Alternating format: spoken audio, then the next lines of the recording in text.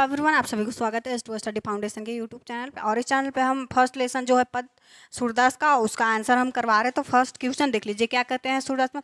कृष्ण के प्रति अन्य प्रेम को गोपियों ने किस प्रकार अभिव्यक्त किया। जो कृष्ण है, कृष्ण के प्रति मतलब कि कृष्ण के प्रति अपने अन्य प्रेम को गोपियों ने किस प्रकार अभिव्यक्त किया। तो आंसर में देखिए, गोपियों ने कृष्ण के प्रति अन्य प्रेम की निम्नलिखित युक्तियों से व्यक्त किया है। मतलब कि अपने अपने तरीके से कृष्ण गोपियाँ जो है अपने तरीके से उनके कृष्ण के प्रेम को अभिव्यक्त किया है। तो देखिए उन्होंने कैसे किया। वे स्वयं को कृष्ण रूपी गुड़ पर लिपटी हुई चिड़िया कहती थी। हम बताए थे, एक्सप्लेन कर रहे थे, जब उस पंक्ति को हम एक्सप्लेन कर रहे थे तो बताए थे, जो क्या कहते हैं, जो गोपियाँ हैं वो कहती एग्जाम्पल में ऐसे देती हैं, बोलती हैं कि जैसे कि एक गुड़ होता है जो मीठा उठा होता है, तो उसके तरफ खींची चली जाती है चींटियाँ। उसी प्रकार गोपियाँ भी है जो है कृष्ण के प्रेम में रोग जो है उन्हें लग चुका है। तो उसी प्रकार जैसे कि गुड़ और चींटियाँ, जैसे कि चींटियाँ आ जाती है गुड़ के सुगंध से, वैसे ही क्या कहते हैं गोपियाँ भी प्रेम रोग में ग्रस्त है कृष्ण के। और दूसरा बोलती है कि वे स्वयं को हरिल पक्षी के समान कहते हैं, जिसने कृष्ण प्रेम रूपी लकड़ी को दृढ़ता से थामा हुआ है। हम बताए थे हरील की लकड़ी होती है, हरील के पक्षी है, उसी के समान कृष्ण के प्रेम की रूप लकड़ी की दृढ़ता से थामे हुई है। एक दृढ़ता यानी एक अपने अनुसार थामे हुए बहुत अच्छे रिश्ते हैं इनके बीच, गोपियाँ और कृष्ण के बीच। और आगे बोलते हैं वे मन वचन और कर्म से कृष्ण के मन में ही धारण किए हुए हैं। जो उनका मन है, काम है, जो वचन है, उनके सारे तरीकों से जो गोपियाँ हैं वो लिपटी हुई हैं कृष्ण के प्रेम में।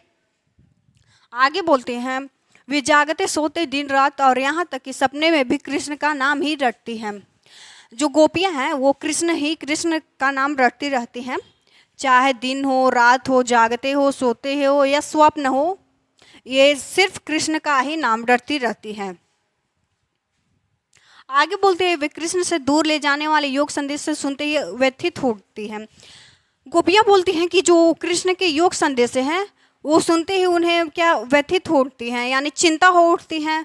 और इसलिए जो कृष्ण के योग संदेश हैं उसे मतलब कि वो बोलते हैं कि वो नहीं सुनना चाहती हैं। और वो मतलब कि पोएम में बता रहे थे, हम पद जो पंक्ति था उसमें बता रहे थे कि जो गोपियाँ हैं वो बोलती हैं कि योगी संदेश हमें ना भेजे, उन्हें भेजे जो जिसका मन स्थिर हो, स्थिर ना हो, जिसका मन चंचल हो, उनके पास अपना योगी संदेश भेजे, हमारे पास ना भेजे। और आगे दूसरा क्वेश्चन में देखिए, गोपियाओं के अनुसार राजा का धर्म क्या होना चाहिए। गोपियाँ बोलती है कि जो कृष्ण राजा हैं उनका धर्म क्या होना चाहिए एक प्रजा के लिए। तो आंसर में देखिए क्या बोलते हैं, गोपियाँ के अनुसार राजा का धर्म उसकी देख रेख तथा सेवा है। यानी गोपियों के अनुसार जो राजा है उन्हें जो प्रजा है उनका ख्याल रखना चाहिए, ध्यान रखना चाहिए। ये बोलते हैं गोपियाँ कि उन्हें कोई भी कष्ट ना हो, ना पहुँचे, इसका भी ख्याल उन्हें रखना चाहिए। परंतु जो राजा का धर्म है उसकी प्रजा का समान न्याय करना, उन्हें सताना नहीं। यानी कि जो राजा का धर्म है वो प्रजा को सताना भी नहीं है, कष्ट भी पहुँचाना भी नहीं है, देख रेख भी, ध्यान भी अच्छे से रखना है। यही उनका जो है राजधर्म है। यानी कि जो कृष्ण का है राजधर्म यही है कि प्रजा को सुखी रखे, खुश रखे, और क्या कहते हैं कोई कष्ट ना होने दे, कोई पीड़ा ना होने दे, ये बोलती हैं गोपियाँ, क्योंकि यही तो उनका राजधर्म है। कृष्ण का राजधर्म यही है गोपियाओं के अनुसार। और तीसरा क्वेश्चन में देखिए क्या बोलते हैं, हो गया। तो हम आगे देखेंगे तीसरा क्वेश्चन में क्या बोलते हैं कि प्रस्तुत पदों को आधार पर गोपियाओं को योग साधना के प्रति दृष्टिकोण स्पष्ट करें। जो योग साधना थी, जो संदेश भेजा करते थे, वो बोल रहे हैं कि योग साधना को प्रति दृष्टिकोण स्पष्ट करें। जो उनकी दृष्टिकोण है गोपियाओं के आधार अनुसार वो स्पष्ट करना है। तो देखिए आंसर में हमें क्या बोलते हैं कि प्रस्तुत पदों को आधार पर कहा जा सकता है कि गोपियाँ योग साधना के अपने लिए अनुप और अव्यवहारिक मानती थी। यानी कि उनके लिए अच्छा नहीं था, वो अच्छा नहीं मानती थी, ये योग साधना उनके लिए अव्यवहारिक था। और आगे बोलते हैं कि वे तो कृष्ण के प्रति एकाग्र भाव से प्रेम भक्ति रखती हैं, अतः उनके लिए इसका कोई उपयोग नहीं है। वो जो गोपियाँ हैं वो जो योग साधना के लिए अव्यवहारिक मानती है, वो अच्छा नहीं मानती, परंतु जो गोपियाँ हैं वो सिर्फ कृष्ण को एक एकाग्र भाव से प्रेम भक्ति से मानते थे, परंतु ये योग साधना भिजवाते थे, ये जो गोपियाँ बिल्कुल ही पसंद नहीं करती थी। और आगे बोलती हैं, गोपियाओं की दृष्टि से योग साधना कड़वी ककड़ी के समान होता है। यानी हम बताए थे, एक्सप्लेन कर रहे थे जब पंक्ति को, तो बताए थे कि जो गोपियाँ को योग संदेश भेजते थे कृष्ण उद्धव के द्वारा, तो उन्हें एक कड़वी ककड़ी यानी कि जो कड़वी ककड़ी होता है उसकी तरह लगता था, जिसे निगला नहीं जा सकता। यानी जो कड़वी ककड़ी है उसे खाया नहीं जा सकता। योग साधना एक ऐसी बीमारी है जिसके बारे में उन्होंने ना कभी सुना और ना कभी देखा है। जो योग साधना है उनके बारे में जो गोपियां हैं वो कभी ना देखी हैं ना कभी सुनी हैं, इसलिए योग साधना से दूर ही रहती है और इसे अव्यवहारिक नहीं मानती हैं। और आगे बोलते हैं, हाँ यह योग साधना उनके लिए उपयोगी हो सकती है जिनका चित्त स्थिर रहता है। यानी ये बोलते हैं जिनका चित्त स्थिर रहता है उनके लिए जो योग साधना है वो अच्छा है। और ये बोलते हैं कि योग साधना हमारे लिए यानी कि गोपियाओं के लिए अच्छा नहीं है, क्योंकि वो अव्यवहारिक मानती हैं, वो अच्छा नहीं मानती हैं और उन्हें एक कड़वी ककड़ी के तरह लगता है। जैसे कि जो कड़वी ककड़ी होता है उसे ना खाया जा सकता है ना उससे कुछ हो सकता है, उसी की तरह लगता है। तो हम देखेंगे 5 क्वेश्चन में क्या बोलते हैं कि गोपियाओं ने किन किन उदाहरणों से माध्यम से उद्धव को उल्हाने दिए। यानी जो उद्धव थे जो योगी मतलब कि वो संदेश लाया करते थे कृष्ण की तरफ से गोपियाओं के लिए, उन्हें गोपियाओं ने किस तरह से क्या कहते उल्हाने दिए, सुनाए जो भी हो। देखिए क्या बोलते, गोपियाओं ने निम्नलिखित उदाहरण के माध्यम से उद्धव के उल्हाने दिए।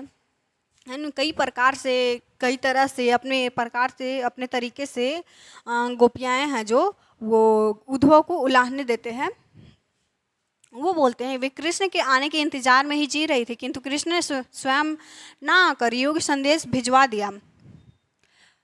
नहीं, वो क्या कहते हैं कि उन्होंने कहा कि उनकी प्रेम भावना उनके मन में ही रह गई। जो उनके कृष्ण के प्रति जो प्रेम भावना थी उनकी जो प्रेम भावना थी उनके मन में ही रह गई। वे ना तो कृष्ण से अपनी बात कह पाती और ना किसी और से। वे बोलते हैं जो कृष्ण के प्रति प्रेम था, लगाव था, वो किसी और को नहीं कह सकती, सिर्फ कृष्ण को ही कह सकती है। परंतु जो उनकी बात थी कृष्ण ना सुनकर कृष्ण नहीं सुने, क्योंकि वो वहाँ थे नहीं। इसलिए जो गोपियाँ हैं वो बोलती हैं कि हम लोग के मन की बात, गोपियाँ के मन की बात मन में ही रह गई। और आगे बोलते हैं वे कृष्ण के आने के इंतजार में जी रही थी। यानी कि जो कृष्ण मथुरा चले गए थे उन्हें उनके इंतजार में विरह में वो जी रहे थे, किंतु कृष्ण स्वयं ना आकर योगी संदेश भिजवा दिया, इससे उनकी विरह व्यथा और अधिक बढ़ गई। और बोलती है जो उद्धव के द्वारा जो संदेश योगी संदेश भिजवा उससे गोपियाओं का विरह व्यथा और कष्ट पीड़ा और बढ़ गई। आगे बोलते हैं कि वे कृष्ण अपेक्षा करती थी कि वे उनके प्रेम के मर्यादा को रखेंगे। यानी कि जो प्रेम भक्ति थी, प्रेम था कृष्ण के प्रति, वो उनके मर्यादा में रहेंगे, परंतु ऐसा नहीं हुआ। वे उनके प्रेम के बदला प्रेम से ही देंगे, किंतु उन्होंने योगी संदेश भिजवाकर प्रेम का मर्यादा ही तोड़ डाली।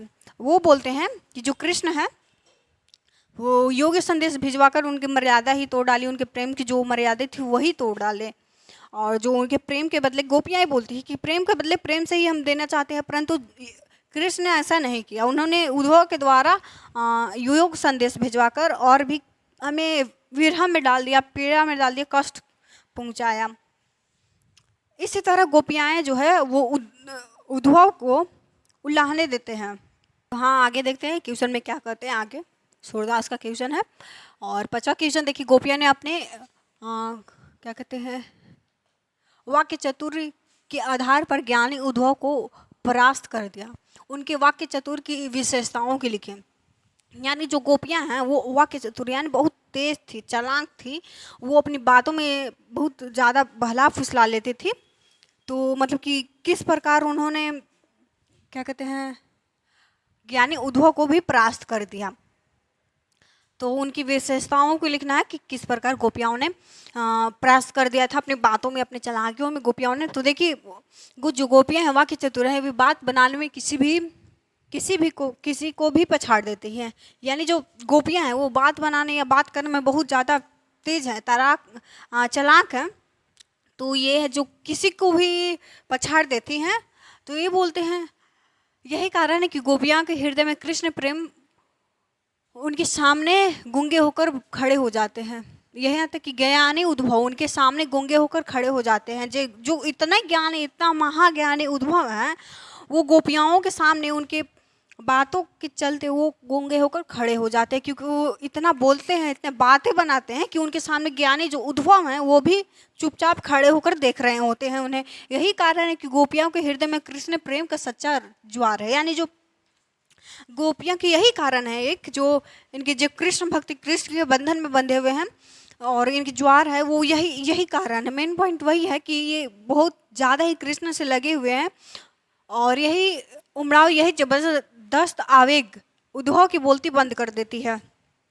यानी इनकी जो गोपियाँ के उमराव, यानी इनका प्रेम इतना गहरा है कि जो ज्ञानी उद्धव उनके सामने चुप होकर, मतलब खड़ा होकर देखना पड़ जाता है। और उस सच्चे प्रेम में इतनी शक्ति है कि बड़े से बड़े ज्ञानी के उनके सामने घुटने भी टेक देते हैं। यानी गोपियाओं के प्रेम इतना गहरा है कि जो बड़े बड़े ज्ञानी भी है उनके सामने घुटने टेक देते हैं। वो कुछ कह या कुछ बोल भी नहीं पाते गोपियाओं को। और यहाँ तक कि ज्ञानी उद्धव भी चुपचाप रहते हैं, चुपचाप उनके सामने गूंगे के समान खड़े रहते हैं। और आगे के क्वेश्चन में देखते हैं, बोलते क्या हम, गोपियाओं द्वारा भाग्यवान कहने में क्या व्यंग निहित है। भाग्यवान कहने में क्या निहित है गोपियां द्वारा। आंसर में देखिए, गोपियां उद्धव को अति बड़ो भागी यानी कि बहुत भाग्यशाली मानती हैं उद्धव को, अर्थात भाग्यवान कहती हैं। यह बात वे सामान्य ढंग से ना कहकर व्यंग में कहती हैं, यानी मजाक व्यंग पूर्वक कहती हैं। और आगे बोलती हैं कि इस कथन में यह व्यंग निहित है कि यह उद्धव श्री कृष्ण के निकट रहकर भी उनके प्रेम से वंचित है। जो उद्धव है उनके पास रहकर भी कृष्ण के प्रेम भक्ति के बंधन में ना है, उनसे वंचित है उद्धव। और वो बोलते हैं कि यदि वे इसमें पड़े होते तो उनकी दशा भी गोपियों के समान हो जाती। गोपियां जो हैं वो उद्धव को बोलती हैं कि अगर आप कृष्ण के प्रेम में या कृष्ण के भक्ति में पड़े होते तो आप हमारी ही तरह होते। और बोलते हैं कि क्योंकि आप तो इन सब से वंचित हैं, कृष्ण के प्रेम और बंधन या भक्ति से वंचित हैं। वे कृष्ण के प्रति निर्लिप्त बने रहने में सफल रहे, अतः भाग्यशाली है वे उद्धव की स्तुति के बहाने निंदा कर रही है। आगे बोलते हैं, ज्ञानी तो जो उद्धव ज्ञानी हैं वो कृष्ण के प्रेम और प्रेम से वंचित हैं, उनकी भक्ति से दूर हैं, बंधन में नहीं है प्रेम कृष्ण के। इसलिए गोपियाँ बोलती हैं आप जो है कृष्ण के प्रेम में नहीं बंधे, इसलिए आप जो हैं वो सामान्य रूप से हैं और वे पीड़ा और विरह में नहीं हैं। क्योंकि जो गोपियाँ हैं वो बहुत ही कृष्ण के इंतजार में, विरह में हैं, व्यथा में हैं। इसलिए ये मतलब गोपियाँ हैं जो उद्धव के भाग्यवान कहती है, मतलब बहुत भाग्यशाली हैं वो। हाँ, तो 7 के क्वेश्चन में देखिए, 7 के क्वेश्चन में क्या कहता है। 7 के क्वेश्चन में बोलता है कि गोपियाओं को कृष्ण में ऐसे कौन से परिवर्तन दिखाई दिए जिनके कारण वे अपने मन वापस पा लेने की बात करती हैं। जो गोपियां हैं वो मतलब कि कौन से परिवर्तन कृष्ण में देखती हैं जिसके कारण वे बोलती हैं कि वो मन वापस कर देंगे, इस बात को बोलती हैं गोपियां। तो देखिए आंसर में क्या कहते हैं। गोपियां कहती है कि श्री कृष्ण राजनीति पढ़ लिए हैं, और वे व्यंग पूर्वक कहती है वे तो पहले से बहुत ही चालाक थे जिससे उनकी बुद्धि बढ़ गई है। वो बोलते हैं जो कृष्ण है पहले से अब तो राजनीतिक भी पढ़ लिए, बड़े बड़े ग्रंथ भी पढ़ लिए हैं, जिससे उनकी जो बुद्धि है तीव्र हो गई है और चंचल चालाक भी हो चुके हैं, और उनकी जो बुद्धि बहुत बढ़ गई है। कृष्ण गोपियों के बारे में सब कुछ जानते हुए भी, जो कृष्ण है गोपियों के बारे में सब कुछ जानते हुए भी कि वो कौन से पीड़ा में है, कौन से कष्ट में है, ये बात को जानते हुए भी वो क्या कहते हैं, उद्धव के द्वारा योग्य संदेश भिजवाते हैं। जो उद्धव हैं उनके द्वारा योग्य संदेश भिजवाते हैं गोपिकाओं के लिए, क्योंकि कृष्ण जो है सब कुछ जान रहे थे फिर भी ये उद्धव के द्वारा भिजवाते हैं योग्य संदेश। यही कारण है कि गोपियाँ हैं जो उद्धव को बोलती हैं कि आप जाकर कृष्ण से कहिएगा, यानी उद्धव को बोलती हैं कि आप कृष्ण से जाकर कहिएगा कि जो जब यहाँ से मथुरा जाते वक्त उन्होंने हमारा मन साथ ले गया हो, क्या वो हमें वापस कर देंगे। जो श्री कृष्ण है यानी उद्धव को बोलती हैं जो कृष्ण यहाँ से मथुरा जाते वक्त हमारे मन को साथ में ले गए हैं, क्या वो वापस कर देंगे। ये उद्धव को बोलती हैं गोपिकाएं। इस मतलब कि योग्य संदेश भिजवाने के कारण ही गोपिकाएं बोलती हैं कि क्या वो हमारे मन वापस कर देंगे। मेन रीज़न यही है कि जो उद्धव के द्वारा उन्होंने योग्य संदेश भिजवाया। अब हम 8 क्वेश्चन देखते हैं कि गोपियाओं ने उद्धव से योग्य का शिक्षा कैसे लोगों को देने की बात कही। जो मतलब कि उद्धव गोपिकाएं जो हैं वो कौन से लोगों को योग्य संदेश भिजवाने या देने के कहने के लिए बोलती हैं। तो वो बोलती हैं, गोपिकाएं जो बोलती हैं उद्धव को कहती हैं कि आप योग्य संदेश लाए हैं तो उन्हें जाकर सौंपे जिनका मन चंचल और स्थिर नहीं है, चूँकि हमारा मन कृष्ण में लगा हुआ है।